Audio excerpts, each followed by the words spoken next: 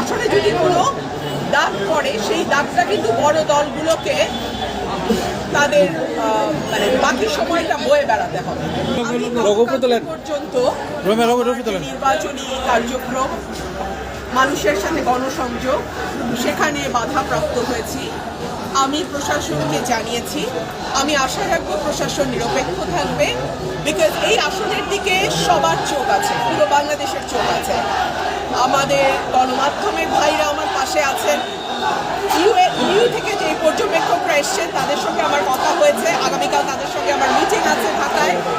So আমি বলবো international অবজারভারদেরও একটা নজর থাকবে এই আসনে। ব্রাহ্মণবাড়িয়া যেহেতু আমি একজন স্বতন্ত্র নারী প্রার্থী, সো সার্বিক বিবেচনায় আমি বলবো এই নির্বাচনটা যাতে কেউ কোনোভাবে কালিমা লিপ্ত করতে না পারে, শাসনকেও সজাগ থাকতে হবে।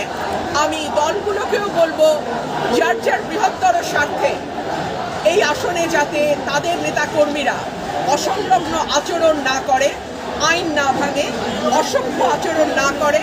বড় দলগুলোর দায়িত্ব হবে এই বিষয়টা এনশিওর করা, কারণ না হলে এই দাগটা, এই নির্বাচনী আসনে যদি কোনো দাগ পড়ে সেই দাগটা কিন্তু বড় দলগুলোকে তাদের মানে বাকি সময়টা বয়ে বেড়াতে হবে।